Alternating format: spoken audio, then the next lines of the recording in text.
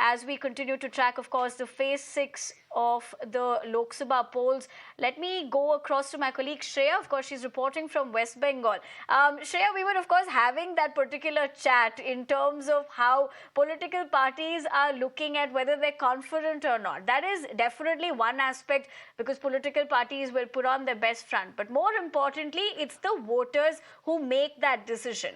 In that particular question that I'm putting forth to you, basically talks about the voter knows what they want. The voters know the ground reality, and more importantly, they know if they want to change. Having said that, citizens of West Bengal, what are the prime concerns from where you're reporting? What has the number been like in terms of the voter turnout? And more essentially, what do we have to know in the political scheme of things from 2019 to 2024? Is it a quick takeaway of how things have changed on the ground?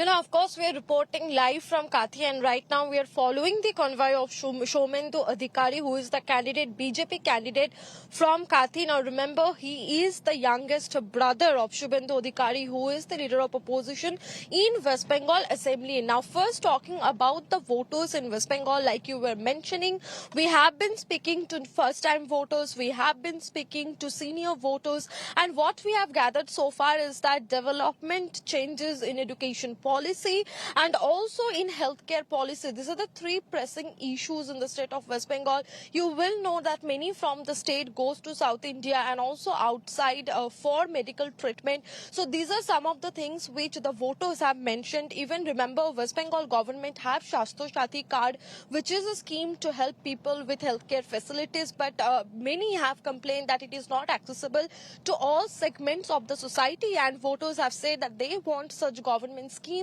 to be accessed equally by all segments of society. So, of course, when it comes to West Bengal, education, health and development, these remains to be three pressing issues. Now, when it comes to polling days in particular, remember, West Bengal has a culture of violence. We do see pre-poll violence, we do see post-poll violence in the state of West Bengal, and we really hope that today also is not marred by violence. But remember, Nandigram had seen violent protests day before yesterday. Now, it falls under the Tamluk Lok Sabha constituency, which is also for polling today, and it would be really a very interesting battle in Tamluk, because it would be former Calcutta High Court Judge Abhijit Ganguly against TMC's Debanshu Bhattacharya, who came to fame after his famous Khala Hobe slogan and the song. So, of course, Tamluk is a very interesting battle, and we have seen violence in Nandigram just ahead of the election, 2 days before the election, where one BJP female worker was murdered, and there was a blame game within the political parties.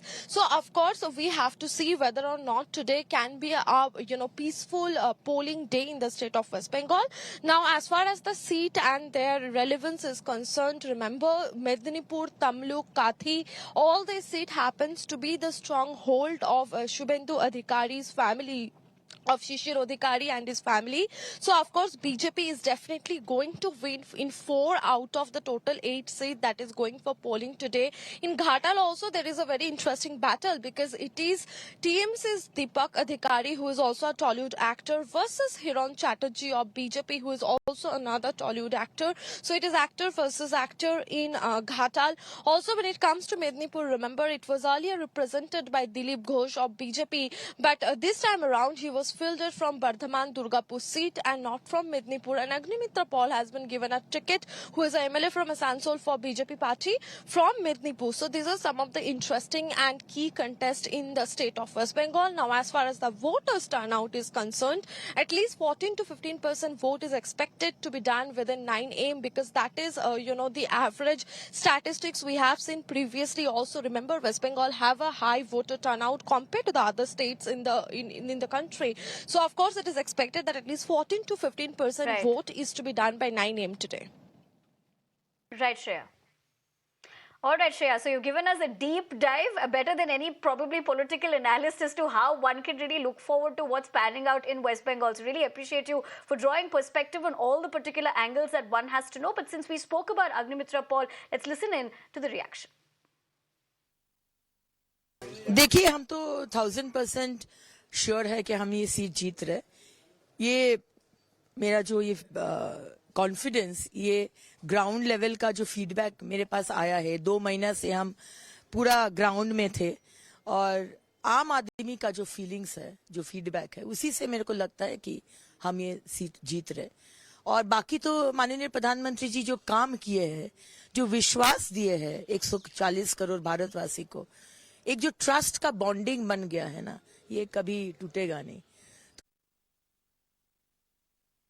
Pradeep, my colleague, of course, is getting us the latest as far as what it's looking like in Jammu and Kashmir.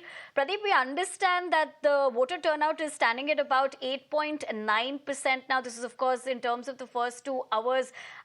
Essentially, what we've been seeing with the polling, that how it's turned out in the first 5 phases in Jammu and Kashmir, definitely a different story from what we saw in 2019, Pradeep. But there's still going to be key concerns the citizens would have in 2024.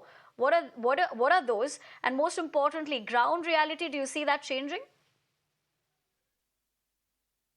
In fact, we already saw the record voter turnout in Srinagar as well as in Baramulla constituency, and Anantnag constituency is also going to make history, because in 2019 we saw that there was only 9% of people came out to vote, but in 2 hours we have seen it's more than 8%. That means by evening it is going to cross more number, and people in large number have come out to this place. This beeline of people, including women voter, is an indicator to the fact that their winds of change have already started blowing here in Jammu and Kashmir, because we have already seen, so far as terror-related incidents are concerned, stone pelting has come to screeching halt, terror-related incidents have decreased, and the people are quite excited. Women are quite excited coming out to this place to vote, because when they are pressing the EVM button, they are trying to ensure that peace and prosperity remains here in this region, and that's why you can see there's a lot of excitement. There are women voters here also with us. Let me speak to them. आप बताएंगे कि क्या आपके लिए मुद्दे कितने important, कौन से इश्यूज हैं? इश्यूज सर बहुत सारे इश्यूज हैं, जैसे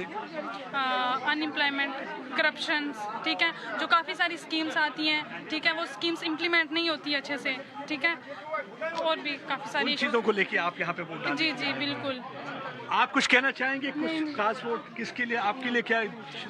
सिर्फ फॉर द यंग गर्ल्स। आप पहली बार वोट डाल रहे हैं? जी हाँ, मेरा फर्स्ट टाइम है ये। कितने एक्साइटेड हैं आप? सर बहुत एक्साइटेड हूँ, देखते हैं इस बार की सरकार क्या करती है, कुछ भी। आप भी पहली बार वोट डाल रहे हैं? So you can see the smile on the faces. The first time voter, they're quite excited, because they are saying that when they are going to press EVM button, they will ensure that there is a corruption-free government. They want that all the schemes that is coming from the central government, sent by the Prime Minister Narendra Modi, should reach to the grassroots level. That's what actually they are saying. And here you can see the elderly women also coming over to vote. That is the change what we are witnessing. Because if we talk about this Anantnag Rajouri constituency, there are 20 candidates in free. But the contest is triangular, because we have seen for the first, this Mehbooba Mufti, the former chief minister, she has taken plunge in the Lok Sabha elections. And not only that, then there is a Mia Altaf, he's from the National Conference. We have Zafar Manas, he's from the Apni party. So the contest is between these three candidates. Now it's to be seen. Already we have seen that Mehbooba Mufti right now, she is sitting on street, she is protesting, she is saying that some of their people have been detained. But the police has given a very strong rebuttal. They are saying only those people have been detained who are involved in any kind of anti-India activity, overground workers, they are being detained. Rest of the people, they are free to cast their vote. Nobody is stopping anyone from acting as a polling agent for any particular polling party. But what is more important is that this time there is no boycott call by any separatists, because that is what we have seen, the change on the ground. And the second thing is, nobody is concerned about the terror-related incident. Though this particular constituency saw back-to-back terror-related incident, there was an attack on the tourists in Pahalgam, then there was attack on Sarpanch, who was killed in Shopian area. Despite all those things, we have seen there's a lot of enthusiasm among people in large number coming. Let me speak to some more people here. आपके लिए क्या issue, क्या मुद्दे हैं खास, जो आपके लिए क्या इश्यूज क्या हैं यहाँ पे? नहीं, क्या इशू? एज ए स्टूडेंट क्या समझते हैं इश्यूज आपके लिए? सबसे बड़ा इशू तो ये है, बेरोजगारी का इशू है। Right, Pradeep. बेरोजगारी का इशू है। जी सर। तो आप चाहते हैं कि अनएम्प्लॉयमेंट जो है खत्म होनी चाहिए? जी सर, बिल्कुल। So for these youngsters, they are saying that unemployment is the biggest issue. All right, They want Pradeep. that unemployment should end. Of course, they More all have their issues as to what would essentially drive them to be making that difference to